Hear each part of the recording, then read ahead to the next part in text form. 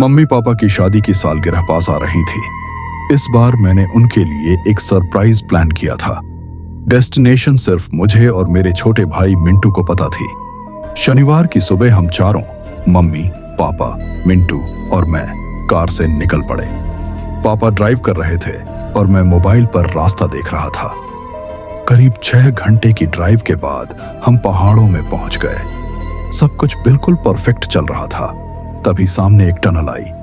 जैसे ही car tunnel के पास पहुंची, ऊपर से बड़े बड़े पत्थर सड़क पर गिर पड़े। पापा ने जोर से ब्रेक मारी। हम सबकी जान बाल बाल बची। डर के मारे हमने ट्रिप कैंसिल कर दी और दिल्ली लौटने का फैसला किया। कुछ दूर चलने के बाद मैंने एक बोर्ड देखा, दिल्ली 280 किलोमीटर। 15 मिनट बाद वही बोर्ड फिर दिखा और फिर तीसरी बार। दिल्ली की दूरी कम ही नहीं हो रही थी। मैंने पापा को बताया, पर सबका मूड इतना खराब था कि किसी ने मेरी बात नहीं मानी। तभी सड़क किनारे हमें एक बहुत बूढ़ी औरत दिखी जो कीनू बेच रही थी। मिंटू ने जिद की तो हमने कुछ कीनू खरीद लिए। लेकिन थोड़ी देर बाद वही औरत हमें फिर से सड़क किनारे दिखी। अब सब चुप हो गए। मैंने फोन में मैप देखा और डर के मारे मेरी सांस रुक गई। मैप के हिसाब से हम एक ही जगह खड़े थे। तभी किसी ने गाड़ी के शीशे पर जोर से खटखटाया। बाहर एक आदमी खड़ा था। उसने मुस्कुराकर कहा, आप दिल्ली जा रहे हैं? ये रास्ता तो पहाड़ी गांव की तरफ जाता है, यू टर्न ले लीजिए।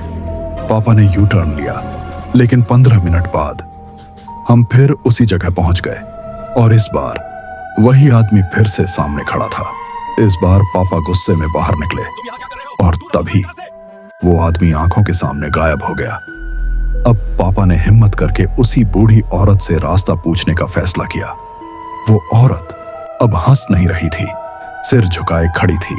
पापा ने उसके कंधे पर हाथ रखा और जैसे ही उसने चेहरा उठाया, उसका आधा जबड़ा गायब था। मुंह से खून टपक रहा था।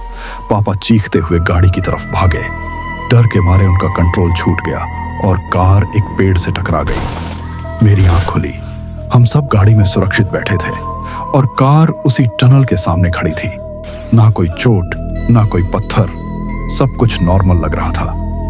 तभी मम्मी की नजर सीट के पास पड़ी एक थैली पर पड़ी। उसमें सड़े गले कीनू भरे हुए थे।